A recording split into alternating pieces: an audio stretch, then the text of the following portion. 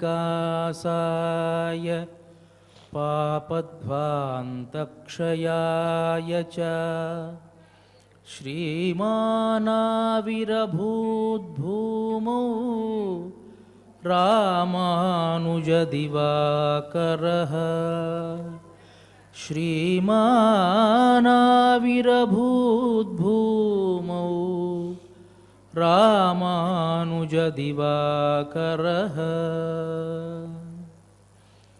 శ్రీ శ్వేతవరాహకల్ప అధినాయకుడైనటువంటి వరాహస్వామి పాదారవిందాల చింత అఖిలాండకోటి బ్రహ్మాండ నాయకుడు కలియుగ ప్రత్యక్ష దైవము అయినటువంటి శ్రీనివాసుని పాద పద్మాల వద్ద తిరుప్పావైజీయర్ అని పేరుగాంచినటువంటి శ్రీ శ్రీ శ్రీ పరమహంస పరివ్రాజకాచార్యవర్యులు ఉభయ వేదాంత ప్రవర్తకాచార్యవర్యులు అయినటువంటి తిరుమల శ్రీ పదజీయంగార్ల పవిత్ర మఠ ప్రాంగణంలో భాగవత ఆచార్యుల అనుగ్రహంతో తిరుమల తిరుపతి దేవస్థానములు శ్రీ వెంకటేశ్వర భక్తి ఛానల్ వారి సౌజన్యంతో ధనుర్మాస ఉత్సవ కార్యక్రమంలో నేటికి మనం 11వ పాశురంలోకి ప్రవేశించాం. ముందుగా ఆచార్య వైభవాన్ని కొంత తెలుసుకొని కార్యక్రమంలోకి ప్రవేశిద్దాం.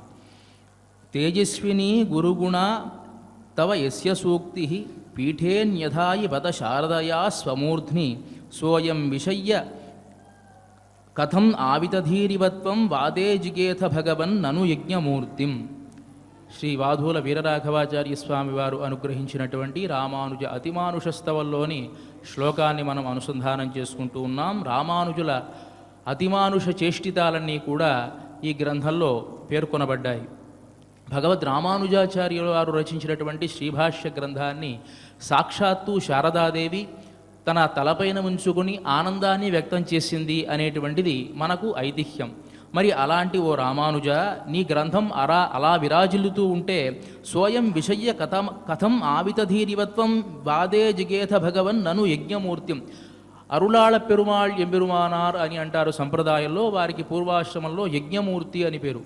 వారితో వాదించి జయించడానికి ఎంతో కష్టపడ్డట్టుగా చరిత్రలో తెలుస్తోందే. కానీ నువ్వు రచించినటువంటి గ్రంథం మాత్రం సాక్షాత్తు శారదాదేవి తన తలపైన ఉంచుకొని ఆనందాన్ని వ్యక్తం చేసింది అని చెబుతారే. శారదాదేవే అభిమానించినటువంటి నీ గ్రంథం అయితే సామాన్యమైనటువంటి యజ్ఞమూర్తిని జయించడానికి అంత కష్టపడాలా? ఇది మేము నమ్మాలా అని చెప్పి వారి ఆశ్చర్యాన్ని వ్యక్తం చేస్తారు వాధూల వీరరాఘవాచార్య స్వామివారు. మరి అలాంటి ఆ భగవద్ రామానుజుల పరంపరకు సంబంధించినటువంటి ఇద్దరు మహనీయులు ఇక్కడ ప్రత్యక్షంగా వేంచేసి ఉన్నారు. వారికి మనఃపూర్వక సాష్టాంగ దండ ప్రణామాలు తెలియజేసుకుంటూ కార్యక్రమాన్ని ఆరంభించవలసిందిగా ప్రార్థిస్తూ ఉన్నాను.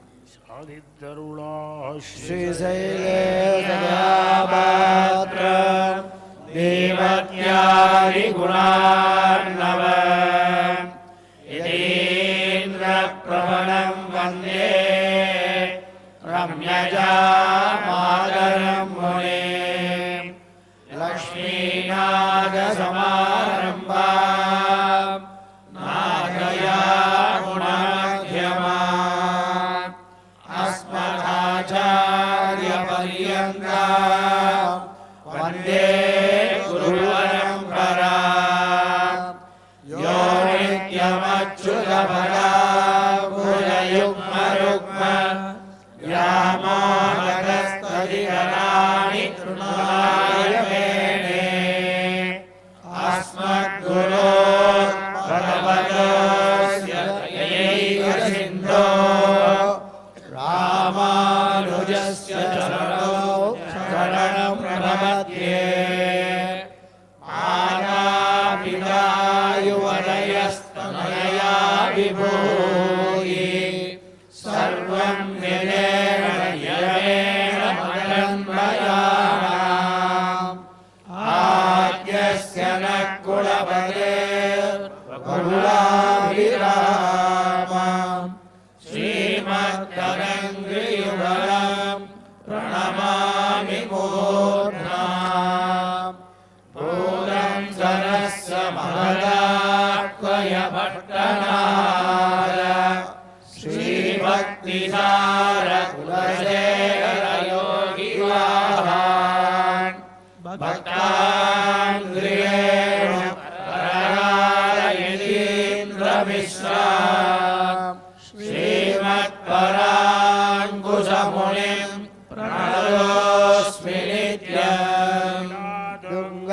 தனிகிரிதடி சுத்தமுத்போத்ய கிருஷ்ணம் பாராத்யம் ஸ்வம் ஸ்ருதிசதசிரசித்தமத்யாபயந்தி சோச்சிஷ்டாயாம் ஸ்ரஜிதலிதம் யாபலாத்கிருத்ய புங்கே கோதாதஸ்யை நம இதமிதம் பூய ஏவாஸ்து பூயः. அன்னவயல் புதுவை ஆண்டாள் அரங்கற்கு பன்னதிருப்பாவை பல்வதியம் இன்னிசையால் பாடிக் கொடுத்தாள் நற்பாமாலை பூமாலை சூடிக் கொடுத்தாளை சொல்லு சூடிக் கொடுத்த சுடர் கொடியே தொல்பாவை பாடி அருளவல்ல பல்வளையாய் நாடி நீரேங்கடவர்க்கு என்னை மாற்றம் நான்கடவா மன்னனே நல்கு கணங்கள் பல கரந்தே திரளிய சென்னஜரச் செய்யும்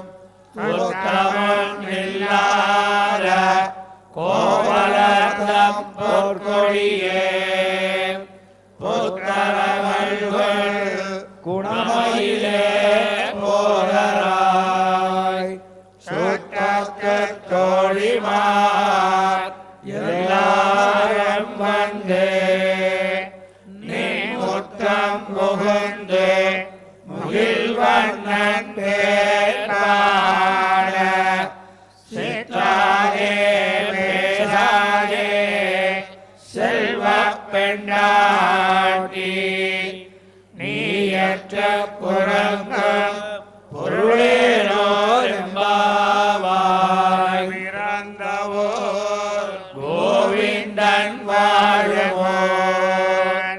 சோதி மணிமாடம் தோன்றுவோர் நீதியாய் நல்லவத்தர் வாழுவோர் நான் மறைகள் ஓடுவோர் வில்லிபுத்தூர் ஏறக்கோளோர் பாதகங்கள் தீர்க்கும் பரமனடி காட்டும் வேதமனைத்துக்கும் வித்தாகும் ஐந்தும் அறியாத மாநிலை வையம் சுமப்பதும் பம்பு பூரத்தில் ஜகத்துரித்தாள் வாழியே திருப்பாவை முப்பரன் செப்பினாள் வாழியே பெரியாழ்வார் பெற்றெடுத்த பெண் பிள்ளை வாழியே பெரும்பூலோர் மாமுனிக்கு பின்னாள் வாழியே ஒரு 143 வாழியே உயரங்கற்கே கண்ணே உகந்தளித்தாள் வாழியே மறுவாழும் திருவள்ளி வளநாடு வாழியே வன்புதுவை மலர்போதை மலர்பதங்கள் வாழியே. శ్రీమతే రామానుజాయ నమః. శ్రీమద్వరవరమునయే నమః. ముందుగా పాశురాన్ని అనుసంధానం చేసుకొని పాశుర అర్థాన్ని పరికిద్దాం. கத்துக்கரவை கணங்கள் பலகரந்து சத்தார் திரளழிய சென்னு செரு செய்யும் உத்தமுன் இல்லாத கோவலர்தம் பொற்கொடியே உத்தரவல்குல் குணமயிலே போதரா சுற்றத்து தோழிமார் எல்லாரும் வந்து என் முத்தம் புகுந்து முகில் வண்ணன் பேர் பாட சித்தாதே பேசாதே செல்வப் பெண்டாட்டி நீ எத்துக்குறங்கும் ருளேலோரெம்பாவாய். ఆండాళ్ తిరువడిகளே శరణం. ప్రియ భగవద్బంధువులారా, గోదాదేవి యొక్క ప్రబంధాన్ని కీర్తిస్తూ వేదమనైతుక్కం విత్తాహుం, వేదానికంతటికీ కూడాను బీజభూతమైంది అని కీర్తిస్తారు. మనం గోదా ప్రబంధాన్ని గనక ఈ తిరుప్పావై ప్రబంధాన్ని బాగా గమనించినట్లయితే చాలా చోట్ల ఉపనిషద్వాక్య ప్రస్తావనలు మనకు వస్తూ ఉంటాయి. ఇంతకు ముందే మనం చెప్పుకున్నాం పుళ్ళిన్వాయ్ కీండానై అనేటువంటి ఆ పాశురంలో అందరూ కూడా సంగచ్చధ్వం సంబదధ్వం అనేటువంటి ఒక వేదవాక్యం వచ్చింది అని మనం చెప్పుకున్నాం. అదే విధముగా మనకు కఠోపనిషత్తు అనేటువంటి ఉపనిషత్తులో ఉత్తిష్ఠత, జాగ్రత్త, ప్రాప్యవరాన్ నిబోధత అని ఒక సందేశం, లేవండి, మేల్కోండి, మీ గమ్యాన్ని మీరు చేరండి అని మనం చూస్తూ ఉన్నాం. 6వ పాశురం దగ్గర నుంచి గోదాదేవి అదే చెబుతోంది. అంటే ఉత్తిష్ఠత, జాగ్రత్త, ప్రాప్యవరాన్ నిబోధత, లేవండి, మేల్కోండి. ప్రతి పాశురంలో కూడా మనం చూస్తాం. పిళ్ళా ఎഴുందిరా అని ఒక పాశురంలో, నీ కేటే కిడత్తియో అని ఒక పాశురంలో, పావా ఎഴുందిరా అని ఒక పాశురంలో, మామీర్ అవళ ఎഴുప్పీరో అనేటువంటి ఒక పాశురంలో, తేట్రమాయి వందు అని ఒక పాశురంలో, ఎత్తుకురంగుం అనేది ఒక పాశురంలో, ఇనిత్తాన్ ఎഴുందిరా అని ఒక పాశురంలో, పళ్ళికిడత్తియో అని ఒక పాశురంలో, నంగా ఎഴുందిరా అని ఒక, ప్రతి దాంట్లో కూడా మేలుకొలుపు, ఉత్తిష్ఠత, జాగ్రత్త, ప్రాప్యవరాన్ నిబోధత. ఏం చేయాలి లేచి అంటే సంగచ్చధ్వం సంబదధ్వం అని చెప్పినట్లుగా వేదంలో కీర్తించినట్లు అందరూ కూడా కలిసి వెళదాం, అందరం కలిసి కీర్తిద్దాం పరమాత్మను. మన మనస్సంతా కూడా పరమాత్మ పైన అందరం కలిసి మగ్నం చేద్దాం. దేవతలందరూ కూడా అట్లా చేశారు కాబట్టే వారంతా కూడా పూజనీయులయ్యారు అని వేదం చెప్పినట్లుగా గోదాదేవి కూడా భాగవతోత్తములంతా కూడా కలిసి వెళదాం అని చెప్పడం మనం ఈ ప్రబంధంలో చూస్తాం. అందువల్లే వేదం అనైతిక్కం విత్తాహుం, వేదానికి అంతటికీ కూడా బీజభూతమైనది అని కీర్తింపబడుతోంది ఈ తిరుప్పావై ప్రబంధం. ప్రతి గోపికను కూడా ప్రతి పాశురంలో లేపడం మనం చూసాం. నిన్నటి పాశురంలో కూడా ఒక ఉత్కృష్టమైనటువంటి గోపబాలికను మేల్కొలిపారు. ఇవాళ లేపబోయేటువంటి గోపబాలిక వైభవం ఎలాంటిది అంటే, కృష్ణ పరమాత్మకు ఈడు జోడు అయినటువంటి ఒక గోపబాలిక. సహజంగా పెళ్లి సంబంధం చూడాలి అని అనుకున్నాం అనుకోండి, పూర్వకాలంలో అయితే అటు పచితరాలు ఇటు పచితరాలు అన్నారు. ఇప్పుడు అంత చూసేంత ఓపిక మనకు లేదు. మామూలుగా ఏం చూస్తాం, ఈడు జోడు బాగుంటుందా, సౌందర్యంగా ఉంటుందా, అదే సందర్భంలో మన తాహతకు మన ఐశ్వర్యానికి తగి ఉంటుందా, అదే సందర్భంలో మన కులానికి వారి కులానికి పొత్తు కుదురుతుందా, ఇదే కదా చూస్తాం. మరి ఇవి మూడు కూడాను సమయుజ్జిగా ఉన్నటువంటి గోపబాలిక ఇవాళ మనం మేలుకొలపబోయేటువంటి గోపబాలిక. ఆ విషయాన్ని ఇవాళ కీర్తిస్తున్నారు. ఇంకా ఈమెడ గొప్పతనం ఏమిటి అంటే, వీళ్ళ తండ్రి గారికి చాలా ప్రీతి అట. ఈమె పుట్టిన తర్వాత పాడెంతా కూడా బాగా కత్తెక్కరవై కణంగళ్ పలహరందు. మనం అనుకుంటాం కదా, బిడ్డొచ్చిన వేళ గొడ్డొచ్చిన వేళ అని. ఈమె పుట్టిందో లేదో ఐశ్వర్యం అమాంతంగా పెరిగింది. కాబట్టి ఒక్కగానొక్క గోపబాలిక, చాలా ప్రీతిపాత్రురాలు అయినటువంటి గోపబాలిక, సౌందర్యంలో శ్రీకృష్ణుడికి సమతూగేటువంటి గోపబాలిక, ఐశ్వర్యంలోనూ వంశంలోనూ సమతూగేటువంటి గోపబాలికను ఇవాళ గోదాదేవి తమ గోష్ఠితో వెళ్ళి మేలుకొలుపుతూ ఉన్నారు. కత్తిక్కరవై, కత్తిక్కరవై అంటే లేగదూడలలా ఉండేటువంటి పాడి ఆవులు, ఆ పాడిచ్చేటువంటి ఆవులు. అవి ఎలా ఉన్నాయట, దూడలు పుట్టినా కూడాను లేబ్రాయల్లోనే ఉన్నటువంటి ఆవులు ఇవన్నీ కూడా. ఆవు యొక్క లక్షణాన్ని చెబుతూ వేదం చెబుతుంది కదా, ఆప్యాయధ్వమగ్నియ దేవభాగమూర్జస్వతీ పయస్వతీ ప్రజావతీరణమీవ అయక్ష్మామావస్తేన ఈశత అని కీర్తిస్తుంది. ఎలా ఉండాలి ఆవు అంటే, ఆ ఆవు చాలా శక్తిగా ఉండేటువంటిది, ఊర్జస్వతీ బలంగా ఉండేటువంటిది, పయస్వతీ పాలిచ్చేటువంటిది, అంతేకాకుండా ప్రజావతీ సంతానం కలిగినటువంటిది, అయక్ష్మామావస్థేన అయక్ష్మ ఎలాంటి రోగం కూడా ఉండకుండా ఉండేటువంటిది, మా అవస్థేన ఈషద దొంగలు దాన్ని దొంగిలించకూడదు అని వేదం కీర్తిస్తూ ఉంది ఆ ఆవుని. అంటే ఆవులు లక్షణం ఇలా ఉండాలి. సహజంగా ఆ గోదానం చేసేటువంటి వాళ్ళు ఇవన్నీ కూడా గమనించాలి. దానం ఇచ్చేటువంటి సందర్భంలో బాగా గమనించి ఆ ఆవుకు ఇలాంటి లక్షణాలన్నీ కూడా ఉన్నాయా లేవా అని గమనించి ఆ దానం ఇచ్చేటువంటి సందర్భంలో దానికి ఒక 6 నెలలు సరిపడా గ్రాసాన్ని కూడా ఇచ్చి పంపించాలి అని శాస్త్రం మనకు తెలియజేస్తుంది గోదానం చేసేటువంటి సందర్భంలో. ఆ గోదానం యొక్క గొప్పతనాన్ని చెబుతూ, గోదానం గనక అలా చేయని పక్షంలో చాలా ప్రమాదం వస్తుంది అని వేదంలో నచికేతోపాఖ్యానం తెలియజేస్తుంది. నచికేతుడు యొక్క తండ్రి వాజశ్రవుడు, ఉషను హవై వాజశ్రవస సర్వవేద సందదౌ తస్య నచికేత నామ పుత్ర ఆస అని వేదం కీర్తిస్తుంది. అనే వాజశ్రవుడు అనేటువంటి ఒక గౌతమ వంశానికి సంబంధించినటువంటి ఒక బ్రాహ్మణోత్తముడు, అతను గొప్ప యజ్ఞాన్ని చేస్తూ ఉన్నాడు. ఆ సందర్భంలో యజ్ఞమంతా బాగా పూర్తయింది. ఆ సందర్భంలో అతను అందరికీ కూడా దానాలు ఇవ్వాలి. దానం ఇచ్చేటువంటి సందర్భంలో ఎలాంటి ఆవులు ఇస్తున్నాడు అంటే, వడ్డిపోయిన ఆవులు, నీళ్లు కూడా తాగలేనటువంటివి, అలాంటి ఆవులు దానం ఇస్తూ ఉంటే అతని కుమారుడైనటువంటి నచికేతుడు చూసి బాధపడ్డాడు. అయ్యో తండ్రి ఇలాంటి పాపకార్యం చేస్తూ ఉన్నాడే అని చెప్పి, తండ్రి ఇలా దానం చేయవచ్చునా అని ఎన్నిసార్లు చెప్పినా, నువ్వు కాసేపు ఆగు, నేను దానం చేసేటప్పుడు అడ్డు రాకు అని అన్నాడు. అలా ఇస్తూనే ఉన్నాడు. ఇస్తూ ఉంటే మధ్యలో అడిగాడు, నన్నెవరికి దానం చేస్తావు నా అన్న అంటే, ఆ కోపంలో యముడికి దానం చేస్తాను అని అన్నాడు ఆయన.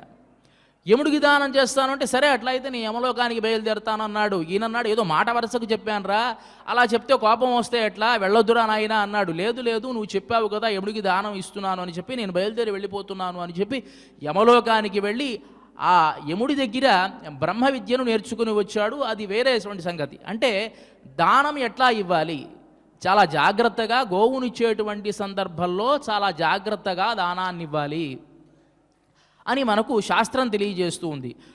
గోవుకు గనక సేవ చేస్తే ఎలాంటి భాగ్యం వస్తుంది అంటే, రఘువంశ మహాకావ్యంలో దిలీప మహారాజు యొక్క వృత్తాంతాన్ని మనం చూడొచ్చు. దిలీప మహారాజుకి ఎంతకాలము కూడా సంతానం లేకపోతే వశిష్ఠ మహర్షి తన దగ్గర ఉండేటువంటి కామధేనువుకి గనక నువ్వు సేవ చేసినట్లయితే నీకు సంతానం కలుగుతుంది అంటే, చాలా జాగ్రత్తగా ఆ నందిని కామధేనువుని తాను కాపాడాడు అని ఆ రఘువంశ మహాకావ్యం తెలియజేస్తుంది. ఎలా చూసుకున్నట్ట అంటే, దానిని వశిష్ఠ మహర్షి చెప్తాడు, ఇలా ఉండాలి ఆ ధేనువుని నువ్వు ఇట్లా కాపాడాలి. ఎట్లా అంటే, ప్రస్థితాయాం ప్రతిష్ఠేథాః స్థితాయాం స్థితిమాచర నిషణ్ణాయాం నిషీదాస్యాం పీతాంభసి బిబేరపః. ఎలా ఉండాలి, అది బయలుదేరి వెళుతూ ఉంటే దాన్ని అనుసరించి నువ్వు బయలుదేరి వెళుతూ ఉండాలి. స్థితాయాం స్థితిమాచర, అది నుంచుంటే నువ్వు నుంచోవాలి. నిషణ్ణాయాం నిషీదాస్యాం పీతాంభసి బిబేరపః, అది నుంచుంటే అది ఎక్కడన్నా విశ్రమిస్తే కూర్చుంటే అక్కడ నువ్వు కూర్చోవాలి.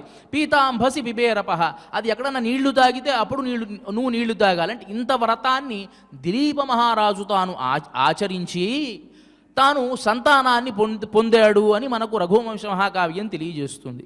అంటే గోవుల యొక్క సంరక్షణ ఎలా చేయాలి అనేటువంటిది మనం తెలుసుకోవాలి. అంటే కత్తిక్కరవై, ఆ గోవులన్నీ కూడా ఎలాంటివి అంటే లేబ్రాయల్లో ఉండేటువంటి గోవులే. మరి ఇంత లేత వయస్సు వాడికి ఎట్లా వచ్చింది అంటే, కృష్ణుడు యొక్క కరస్పర్శ వల్ల. కృష్ణుడు యొక్క సందర్శనం చేస్తే ఎవరికైనా వార్ధక్యం పోయి యవ్వనం వస్తుందండి. మనకి రామాయణంలో తెలియజేస్తారు, రామచంద్రమూర్తిని దశరథ మహారాజు చూసినప్పుడల్లా యువకత్వాన్ని పొందేవాట, యవ్వనత్వాన్ని పొందుతూ ఉండేవాట. చివరికి అడవులుగా బయలుదేరి వెళుతూ ఉంటే కైకేయితో అంటాడు కదా, అహం పునః దేవకుమార రూపం అలంకృతంతం సుధం ఆవ్రజంతం నందాపి పశ్యన్న బిదర్శనేన భవామి దృష్ట్వాచ పునర్యువేవా. ఆ రామచంద్రమూర్తిని చూస్తూ ఉంటే, అలంకరించుకోపోయినా అట్లా వచ్చేటువంటి ఆ రామచంద్రమూర్తిని చూస్తూ ఉంటే నేను మళ్ళీ యువకుడిగా మారిపోతూ ఉన్నాను అని అంటాడు దశరథ మహారాజు. రామచంద్రమూర్తిని పిలిచేవాట. రామా ఇట్లరా అంటాడు. అంటే ఏమి నాన్నగారు అని నమస్కారం పెట్టి నిలబడితే ఆ చెంబు ఇక్కడ పెట్టిన ఆయన ఏం తీసుకోలేడా అలా అంటాడు. సరే వెళ్ళిరా అంటాడు. వెళుతూ మళ్ళీ రామా ఇట్రా అంటాడు. మళ్ళీ వస్తాడు. ఏమి నాన్నగారు సరేలే మర్చిపోయాను వెళ్ళిరా అంటాడు. మళ్ళీ వెళ్ళిపోతాడు. మళ్ళీ రామా ఇట్రా అంటాడు. మళ్ళీ వస్తాడు. ఏమిటి అలా 10 సార్లు ఎన్నోసార్లు పిలుస్తూ ఉంటాడట. ఎందువల్ల పిలుస్తూ ఉంటాడు అంటే రామా ఇటురా అన్నప్పుడు వచ్చేటువంటి సందర్భంలో ఆయన గమన సౌందర్యాన్ని వచ్చేటప్పుడు ముఖం వైపు చూడొచ్చు, మళ్ళీ వెళ్ళేటప్పుడు వెనక సౌందర్యాన్ని చూడవచ్చు కదా అనేటువంటి ఉద్దేశంతో అలా పిలిచి అలా వెళ్ళమంటాట దశరథ మహారాజు ఆ రామచంద్రమూర్తి యొక్క గమన సౌందర్యాన్ని చూసి. మరి దాన్నే మనస్సులో పెట్టుకున్నటువంటి త్యాగరాజు వారు అంటారు కదా, రామ రామ నీవా రాముగామ రామ అనే కీర్తనలో మెరుగు బంగరు చేలము గట్టుక మెల్లారా రామ కరకు బంగారు సొమ్ములు కదల రామా ఇట్లా రా, ఇట్లా నీ సౌందర్యాన్ని నేను చూడాలి అని చెప్పి ఆ రామచంద్రమూర్తిని కీర్తిస్తాడు త్యాగరాజస్వామి.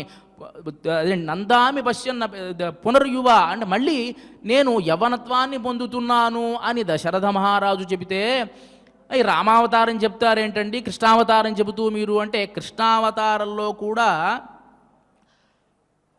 మధురా నగరానికి కృష్ణ పరమాత్మ వెళ్ళినప్పుడు చెరసాలలో ఉన్నటువంటి వసుదేవుణ్ణి విడిపించాట కంసుడు. చూడు నీ పిల్లవాడిని ఎలా సంహరిస్తానో నువ్వు చాలా తెలివిగా ఈ మధురా నగరం దగ్గర నుంచి రేపల్లకు పంపించారు అని అనుకుంటున్నావు కదా, ఇప్పుడు చూడు నా పరాక్రమాన్ని కృష్ణుని ఎలా సంహరిస్తాను అని చెప్పి ఆ చెరసాలలో ఉన్నటువంటి ఆ వసుదేవుణ్ణి తీసుకుని వచ్చి యుద్ధరంగంలో నుంచోబెడితే ఆ కృష్ణ పరమాత్మని చూసినటువంటి ఆ వసుదేవుడు యువైవ వసుదేవో భూదని కీర్తిస్తాడు. ఒక్కసారిగా యువకుడయ్యాట ఆ కృష్ణ పరమాత్మను చూసి.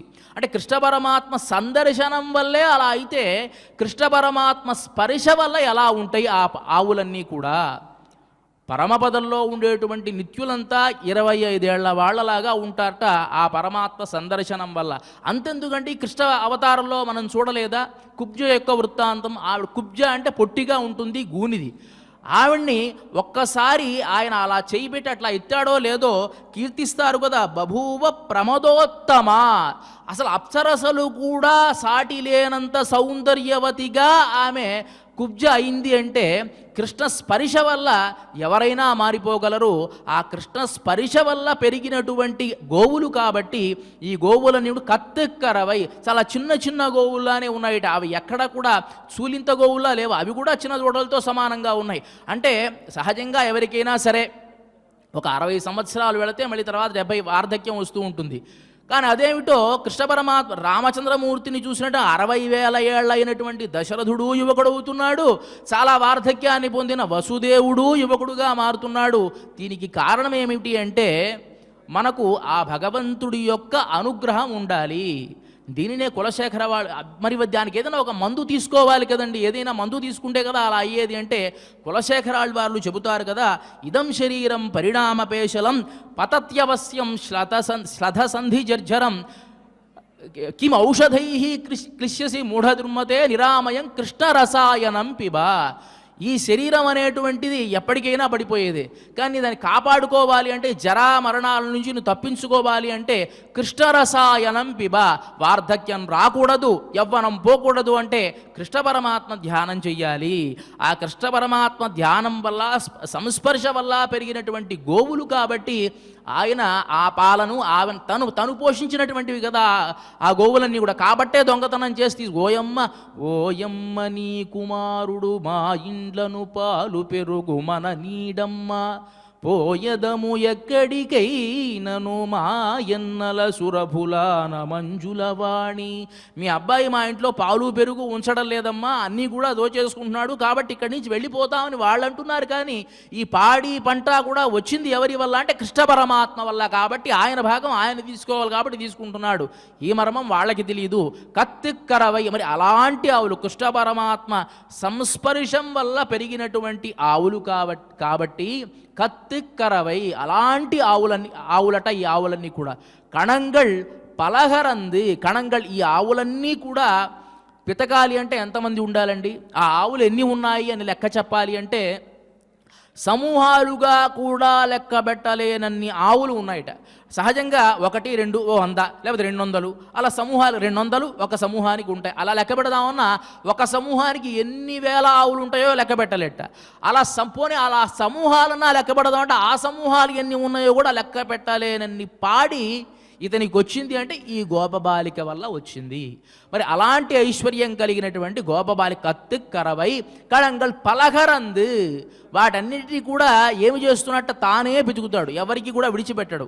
తాను పూజించేటువంటి దేవతార్చనను ఇతరులకు ఇవ్వకుండా తానే ఎట్లా అయితే ఆరాధన చేస్తాడో, తన కర్మను తానే ఆచరిస్తాడో, అదేవిధంగా సమయస్ఫూర్తితో ఈ గోపబాలిక యొక్క తండ్రి వేరే వేరే వాళ్ళకి అప్పచెప్పకుండా తానే సమయస్ఫూర్తితో జాగ్రత్తగా ఆ పాలన్నీ పితుకుతాడట. ఎంత కష్టం అండి, ఎంత చాకచక్యం ఉంటే అలా పితగ్గలడు.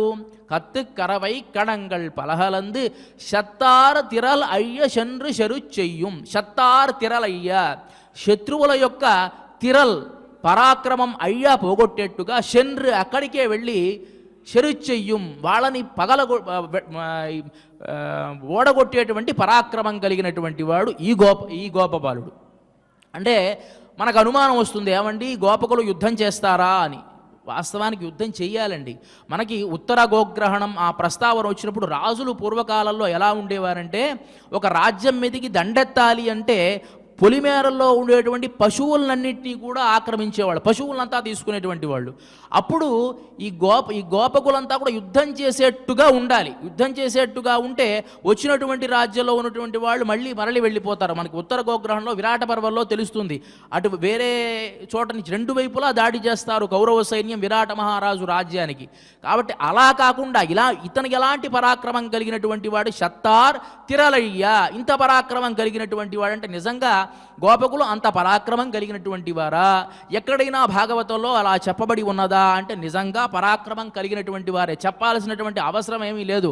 ఎందువల్లంటే కృష్ణ పరమాత్మను సంహరించడానికి కంసుడు నిజంగా తలుచుకుంటే మధురానగరం నుంచి పెద్ద సైన్యాన్ని తీసుకొచ్చి వచ్చి యుద్ధం చేయవచ్చు.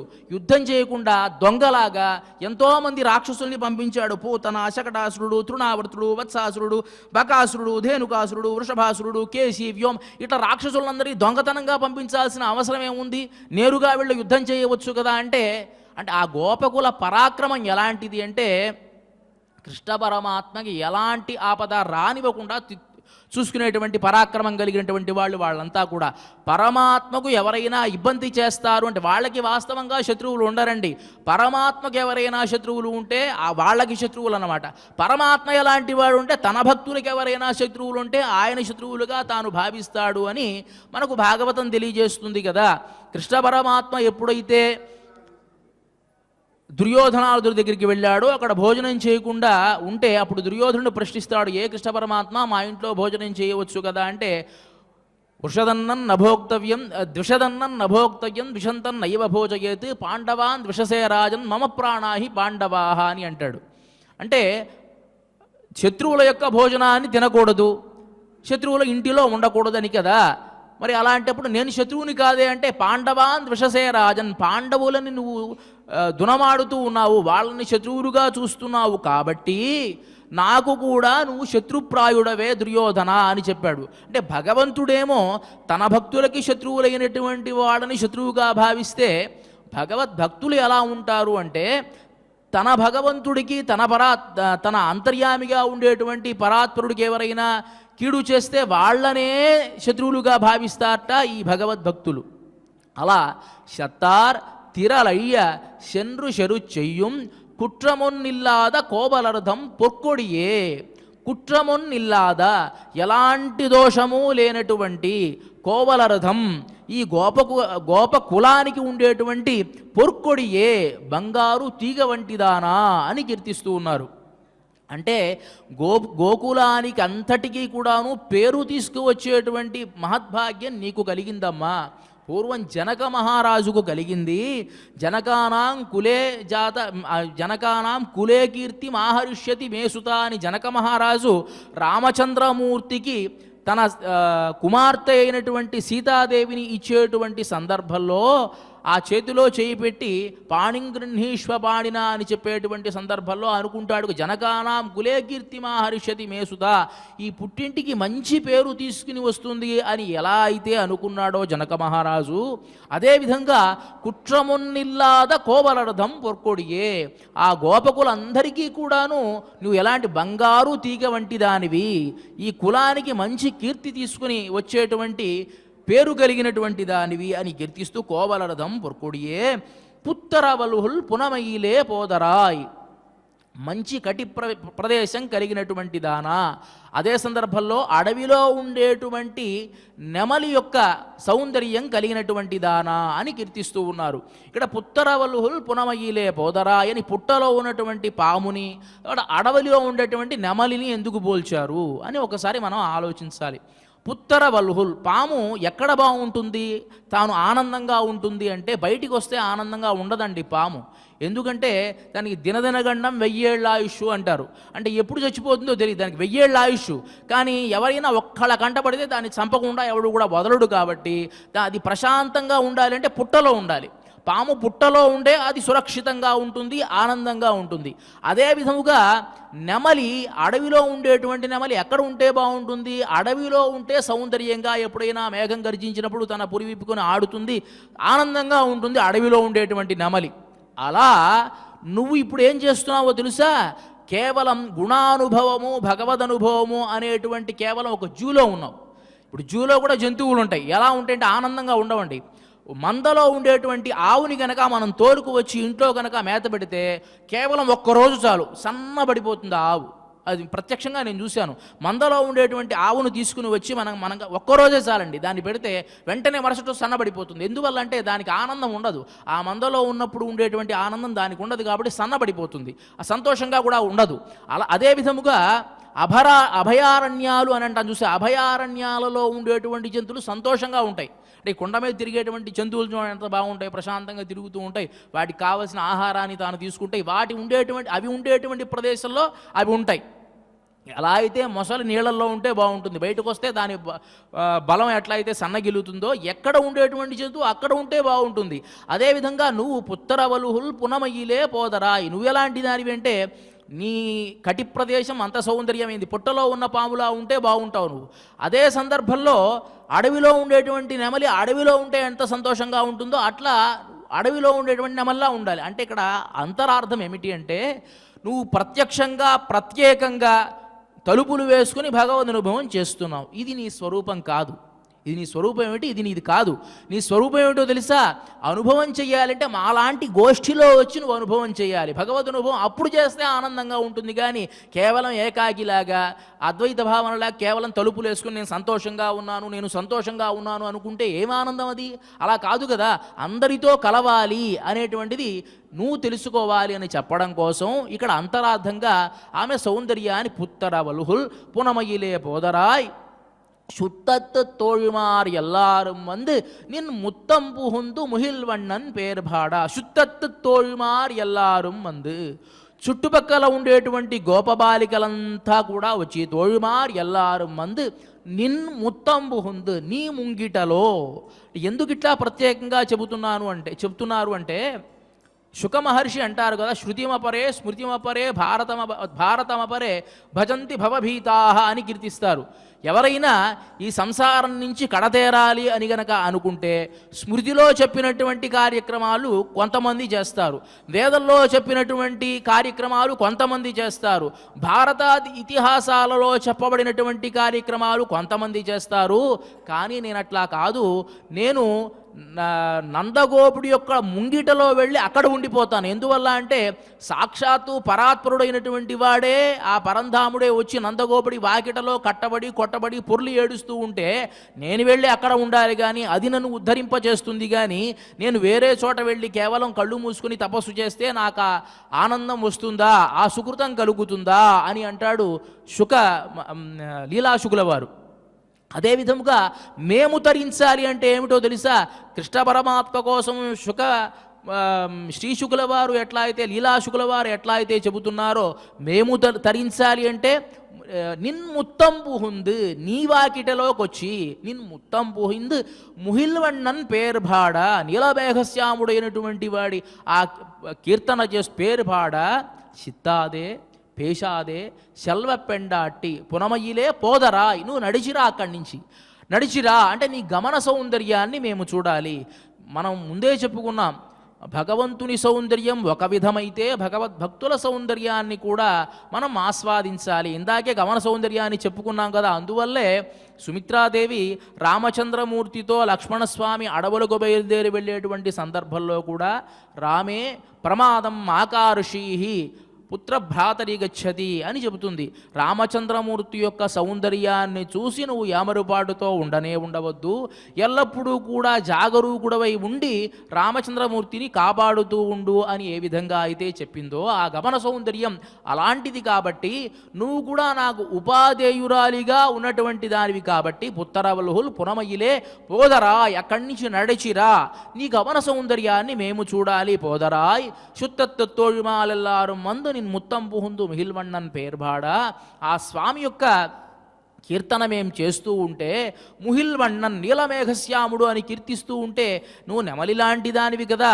ఆనంద నర్తనం చేసి ఎప్పుడైతే మబ్బులు పట్టినప్పుడు నెమలి నాట్యం చేస్తూ పరవశిస్తూ ఉంటుందో అట్లా పరవశించి రావాలి. కానీ నువ్వు చిత్తాదే పేషాదే ఎలాంటి మాటలు మాట్లాడకుండా ఏమీ మాట్లాడకుండా శల్వపిండాట్టి ఇంత ఐశ్వర్యం కలిగినటువంటి నీవు ఎత్తెక్కు రంగం ఎందువల్ల ఇంకా కూడా నిద్రపోతూ ఉన్నావు? నీకు స్వభావ సిద్ధమైనటువంటిది ఏమిటి అంటే మాతో కలిసి మా గోష్ఠితో కలిసి అనుభవించటమే. ఇది నువ్వు గుర్తుపెట్టుకోవాలి అని చెప్పి ఇవాల్టి ఈ పాశురంలో ఈ గోపబాలికను లేపుతూ ఉన్నారు.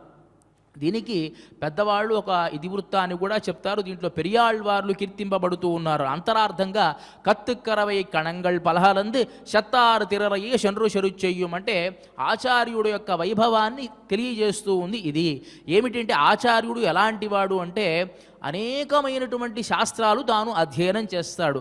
ఏ విధంగా అంటే గోవు అంటే శాస్త్రము అని ఒక వేదాలు అని చాలా రకాల అర్థాలు ఉన్నాయి.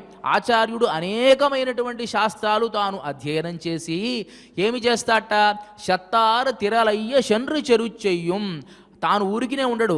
పరాత్పరుడు అతను రూపం లేదు, రసము లేదు, ఏమీ లేదు అనేటువంటి వాళ్ళ దగ్గరికి తాను వెళ్ళి వాదాడి పరమాత్మ సవిగ్రహుడు, ఆయన అనేకమైనటువంటి గుణాలు కలిగినటువంటి వాడు, నిర్గుణుడు కానే కాడు అని చెప్పి తాను వాదించి శత్తారు తిరలయ్య శండ్రు చెరుచెయ్యం కుట్రము అలాంటి ఉత్తమమైనటువంటి వంశం అంటే పెరియాళ్వార్లని కూడా ఈ కీర్తనలో కీర్తిస్తున్నారు అని చెప్పి స్వాపదేశార్థము. పెరియాళ్వార్లని ఎట్లా కీర్తిస్తున్నారు అంటే గురుముఖమనధీత్య ప్రాహవేదాన శేషాన్ నరపతి పరిక్లుప్తం శుల్కమాదాదుకామ అని చెప్పినట్లుగా ఎన్నో వేదాలు గురుముఖత తాను అధ్యయనం చేయనప్పటికీ అంటే ఏమీ చదువుకోకుండా నిరక్షర కుక్షి అని అర్థం కాదు. తనకు ఏదైతే యుక్తమైనటువంటి వేదాధ్యయనం ఉన్నదో అదన్నీ పెరియాళ్వార్లు తాము చేశారు.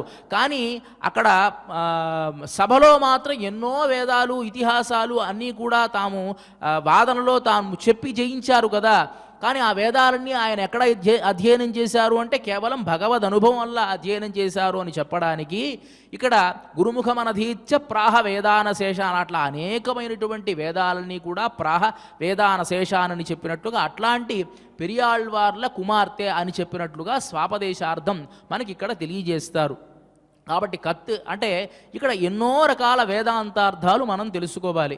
ఏమిటంటే తనకు ఏదైతే వర్ణ ఉచితమైనటువంటి కర్మ ఉన్నదో దానిని స్వతసిద్ధంగా జాగ్రత్తగా జాగరూకుడిగా చేసేటువంటి గోపబాలుడు ఈ గోపబాలుడు.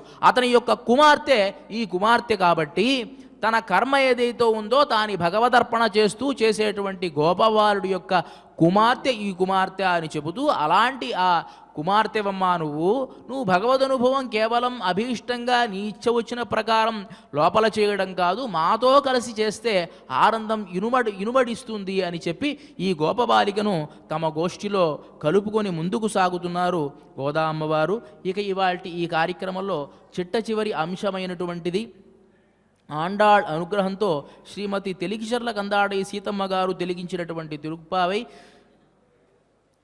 దానిలోని ఇవాటి ఈ పాశురం కత్తుక్కరవై అనేటువంటి ఈ పాశురానికి స్వతంత్ర రచన పసిదూడలట్టులే ప్రాయమెంతగానున్నా అనేటువంటి ఈ గేయాన్ని తిరుమల తిరుపతి దేవస్థాన ఆస్థాన విద్వాంసులు శ్రీ గరిమెళ్ల బాలకృష్ణ ప్రసాద్ గారు స్వరపరచడం జరిగింది. దీనిని తిరుమల తిరుపతి దేవస్థానం శ్రీ అన్నమాచార్య ప్రాజెక్ట్ కళాకారులు కుమారి లక్ష్మీరాజ్యం గారు ఆలాపన చేయడం జరుగుతుంది. ఈ కార్యక్రమాన్ని మనం నాదనీరాజన మంటపం నుంచి ప్రత్యక్ష ప్రసారం ద్వారా వీక్షించవచ్చు.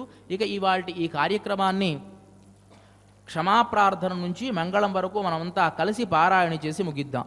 అథ క్షమాప్రార్థనా యదక్షరపదభ్రష్టం మాత్రాహీనం చ యద్భవేత్ తత్సర్వం క్షమ్యతాం దేవ నారాయణ నమోస్తుతే. అథ భగవత్సమర్పణం కాయేన వాచా మనసేంద్రియైర్వా బుద్ధ్యాత్మనా వా ప్రకృతే స్వభావాత్ కరోమి యద్యత్ సకలం పరస్మై నారాయణాయేతి సమర్పయామి.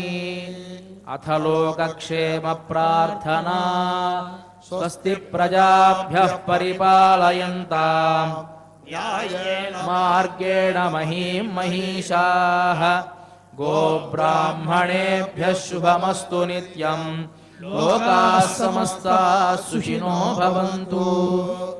అథ మంగళం మంగళం కోసలేంద్రాయ మహనీయ గుణాత్మనే చక్రవర్తి తనూజాయ సార్వభౌమాయ మంగళం. అస్తు గోపాల బాలాయ నిత్యాయ పరమాత్మనే భక్తవాత్సల్య నిధయే నిత్యభోగ్యాయ మంగళం. శ్రీమత్యై విష్ణుచిత్తార్య మనోనందన హేతవే నందనందన సుందర్యై గోదాయై నిత్యమంగళం. శ్రియః కాంతాయ కళ్యాణ నిధయే నిధయేర్థినాం. శ్రీవేంకటనివాసాయ శ్రీనివాసాయ మంగళం.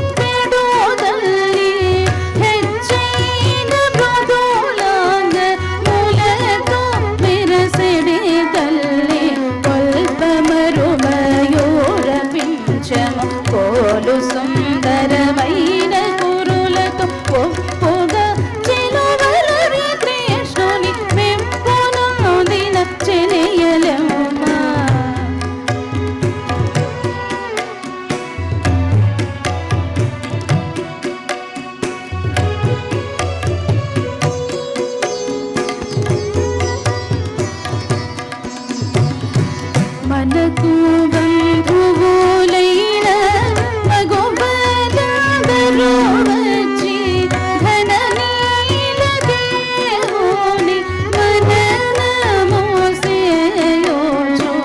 మనకు బంధువులైన మగోబలందరూ వచ్చి ధననీల దేవుని మననము సేయోచు.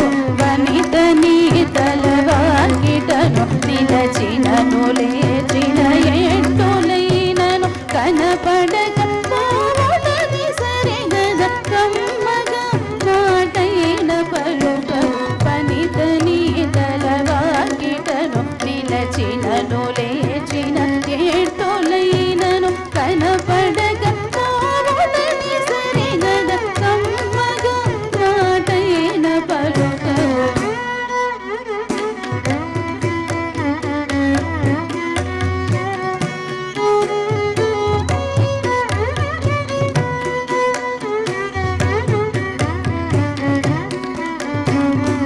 కనులార ప్రియ సఖుల కాంచి వారితో చేరి వనజాక్షి తిరునామ మును సాధించుటవారి. కనులార ప్రియ సఖుల కాంచి వారితో చేరి వనజాక్షి తిరునామ మును సాధించుటవారి. ఘనతర సంపత్తు కలిగిన కాంత ఇటులే ప్రయోజనము మది కోరిని దొరించెద సఖియ తెలుపుమ సంతసింప. ఘనతర సంపత్తు కలిగిన కాంత ఇటులే ప్రయోజనము మది కోరిని దొరించెద సఖియ తెలుపుమ సంతసింప. పసిదోడ లెట్టులే ప్రాయమింతగనున్న అసమాన గతివో ఆలమదలగోను. పిసువకను క్షీరములు పిండుచు వీర్యమొప్పగారులగును ముచు కసటు కింతయు లేని గొల్లల పసిడి తీవై అలరు తల్లి. పసిడి తీవై అలరు తల్లి. పసిడి తీవై అలరు తల్లి.